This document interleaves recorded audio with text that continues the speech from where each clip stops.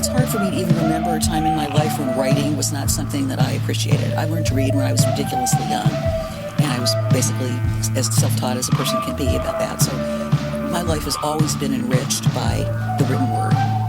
And in fact, it's been one of the major consolations for life's ups and downs to be able to read or to escape into somebody else's universe, or to feel as though, even though maybe the people in my immediate surroundings didn't have a clue about what was going on with me or were being mean or whatever, there were writers, people who had written poetry or novels, and I could go off and be understood by them. They knew what I was all about, So I think that was my most primitive early motivation for wanting to be a writer. And it, basically, as long as I can remember, I was trying to make up stories, write books.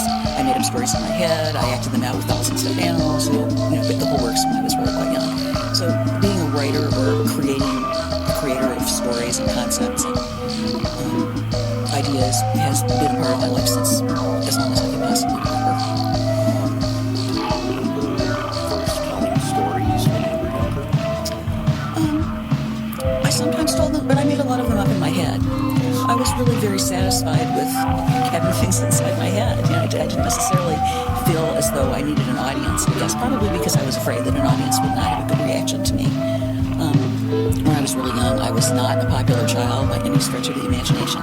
People thought I was a snobbish, overly precocious person who was stuck on myself because I was intelligent, and they weren't really thrilled about that. And I didn't have really good skills in smoothing things over until I got older. And I developed those. Because of the family I grew up in, it became very necessary to develop diplomatic skills, and I did. And I'm glad, and they have stood me in good stead ever since. But I did go through an awkward age when I was very young that had to be gotten through, and it was painful and still has repercussions throughout life.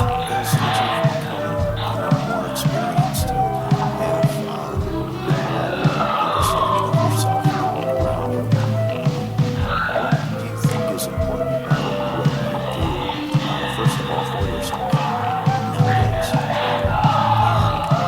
And second of all, compare that to what other people do so you can get a good understanding of your position. Okay. Well, writing can take us anywhere. I know that as a reader, and that's one of the things I try to do as a writer. There are many, many places, not only obviously in the geographical sense, but in the emotional sense and the experiential sense, where writing can take us. And I like to explore things that are subtle. I'm not ever going to write a big blockbuster novel about aliens taking over the world or dystopian universes or grand scopes of wars between interterrestrials or anything like that. That is definitely not my sphere. I'm much more like people, I admire people like Emily Dickinson and Jane Austen and Somerset Maugham and George Eliot, who really delve into the human condition and its quirks and subtleties and peculiarities. So do you find yourself mirrored and somewhat influenced heavily by these writers? Well, I don't think of myself as exactly imitating one particular person. It's more like I soak up a whole lot of things. But I certainly do pay attention to what authors like that do. And I think I learn from them one way or another. I don't always know how conscious it is. Sometimes it's conscious, and sometimes I'll deliberately read a novel that I've read before because the second or third time around I'm going to notice details that I probably wasn't paying as much attention to as when I just read it for fun the first time. So I do go back on purpose, and sometimes I'm in the mood to read a particular author because he or she has done things that I know will be inspirational to or helpful to me. So in that sense, I'm influenced. I can't say, aha, I write just like so-and-so, because I don't think I do. That's good to know. How can artists, as you relate to your own work and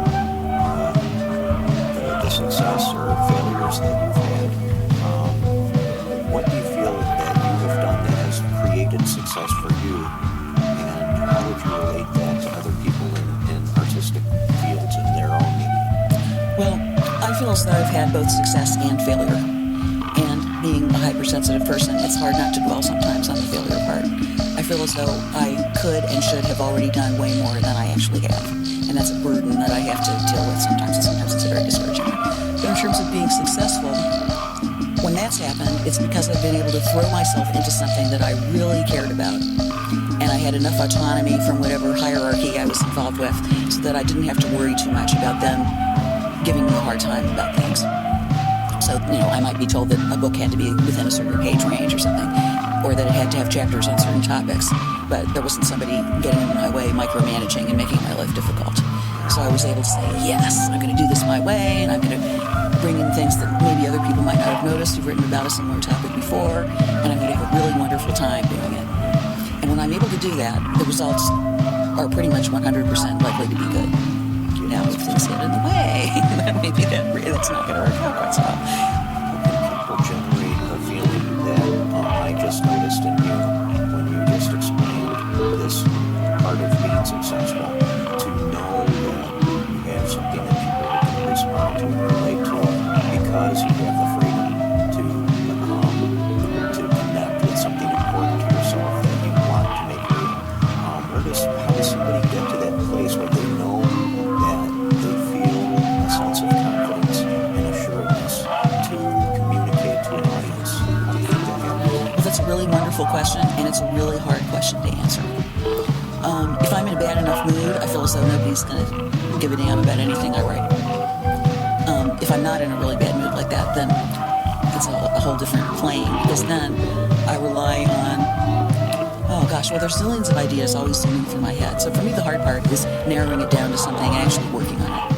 I could live for another 2 lifetimes and still have undone work that I would like to be working on. Right now, I could list 15 books that I'd like to write, and I'm not kidding because I've done it. I have it at home in one file folder. But part of it's mysterious, I think, what attracts us to topics. Some of it's based, I think, on our life experiences, but what we've really, really enjoyed and what has really pained us. I like to choose topics that are just at least a little bit off mainstream expectations.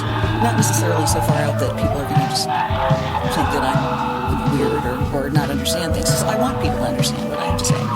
But I don't look at the world the way everybody else does, and I'm constantly being reminded of that fact. And so I want to point out sort of the discrepancies that I see that aren't being necessarily addressed properly. And there's certain things that I really value so highly. For one thing, the arts themselves are things I value highly. To me, it's a crime against humanity that arts education is one of the first things that gets cut out when funding goes down. That, people should be, thrown out of office or sued or whatever it is, but that doesn't happen. Not that I know to do it. But what makes us real human beings as opposed to automatons and somebody else's economic machine are the artistic things. We have to care about theater and art and music and opera and all those other wonderful things, because that's what makes us human beings instead of not.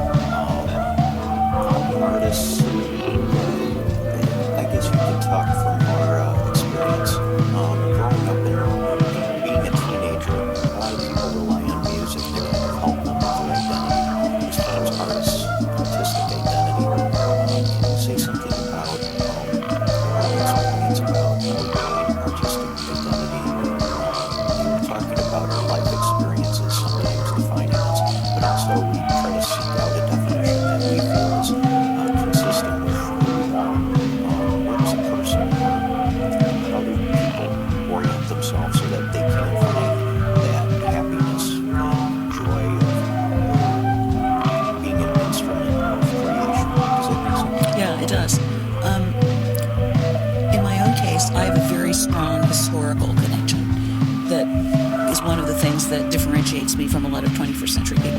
Thank heavens, not everybody. But I grew up hearing classical music from before I was born, practically.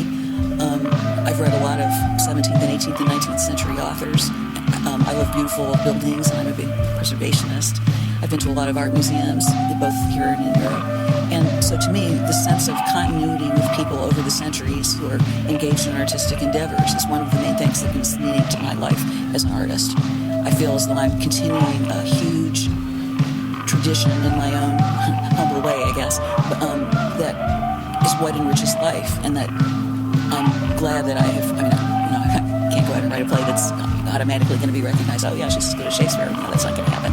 But the fact that Shakespeare and I are both working on plays at various times in human history is very consoling to me. So for me, that's a big source of consolation. I've talked to other people who are not so historically oriented, even some students or people who come in here, and some of them just have a connection with certain musicians or certain visual artists from our own century, that they just really feel an emotional connection and an artistic connection with. So I think that feeling of connection to our fellow creators is a good thing for anyone to cultivate who's seeking meaning. So with that in mind, is it viable to say that the things that we're influenced by have some sense of connection to the past and can be recognized as something comparable when that is not? How do you translate that into an income? There's the rub, as they say. Well, some of it, I think, is in finding practical applications of what we like to do. In my own case, I have journalism degrees. I've made most of my living from nonfiction. I have made a little bit of income from creative writing, but most of my income comes from the practical application of my skills. I can edit really well. I can write pretty much to order what somebody wants for their trade journal.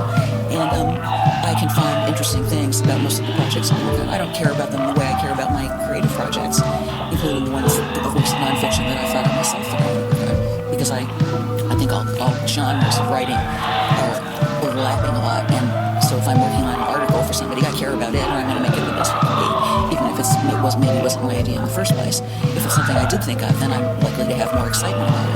But in every case, I apply some of the same skills and the same highest possible standards under the circumstances to whatever it is I do.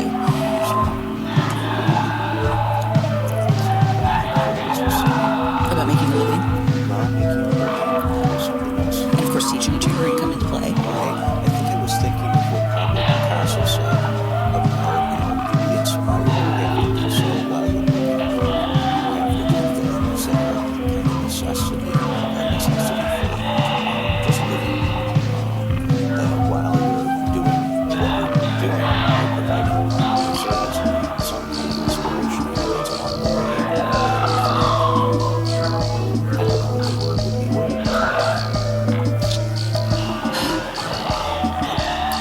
Identification of what something is more related to this than that, because I like this thing. Yeah, that's kind of a hard one to answer. And I'm not quite, when Picasso was he talking about work in the sense of ordinary things like washing the dishes and taking out the garbage, or was he talking about working on an artwork and getting an idea for it? There wasn't really... Or maybe he wasn't specific. Yeah, it was just like saying that softness. But I do understand that you have to be active to get influence. That you have to experience things to kind of connect with them. It's important. Oh, okay, yeah. Is there something you can say along those lines? Well, I think it's good to make sure one doesn't become too isolated, and that by interacting with other people and interacting with other art, we get impetus to keep going, and lots of times that helps us have ideas pop into our head. I think it ties in again with, to some degree, with mood. If I'm feeling bad and if I hide at home in my apartment, I'm probably not going to be getting a lot of creative work to think. And sometimes if I'm not at that low a stage and I'm just feeling blah, if I go out and hear somebody give a lecture about a painting, or if I go to a book signing for somebody, then I get some juice flowing again and feel, okay, back to work, or I don't have to go out now, I can go on. I think I have one more question. As far as environment being an influence, and I think it's important to understand what environment an artist is in and how that relates to the art itself. Because you've gone to Europe and other places, what do you find is more conducive to a sense of being inspired and being able to be productive in a way that you produce enough so that you can be recognized? Is that something you can talk Well, yeah, it's a little hard, and I'd like to be more recognized than I am, and part of the reason I'm not is because I was brought up to think that seeking recognition and promotion was very conceited and inappropriate. So that's sort of a separate issue, perhaps, from what we're talking about. And I do love Europe because their societies value the things I value in a much more readily accessible way. Here you have to look hard for people and subgroups that value what I value. Over there it's easy. The accountant is also a watercolor painter on the weekends. People take their children to museums. Schools send people on field trips and don't have all these insurance restrictions that keep them from doing anything. There's music that's free in the park on Sunday afternoon. It's an environment a culture that values what I value much more. And so in that sense, it's easier to be there than here. But here we do have groups of people who are like that, subgroups in places, and of course we seek those out and try to be in them as often as possible. So wish I could find somebody that was in kind of a similar mode of capability in their technical skill, but wanted the expression just like I do, because it's really hard for me to learn something left-brain-oriented like playing guitar, because it's very mathematical as far as the attributes of things, key numbers, and letters, and things of that sort. And I find that to be a big barrier. But is there anything that you would like to say to just kind of conclude this interview that you find that you wouldn't want people who are going into the arts to think about when they are pursuing something? Well, don't give up. And that's easier said than done because I have to struggle with it too, and almost all artists I know do. And try to surround yourself with as many wonderful stimuli as you possibly can, and that will help you keep going.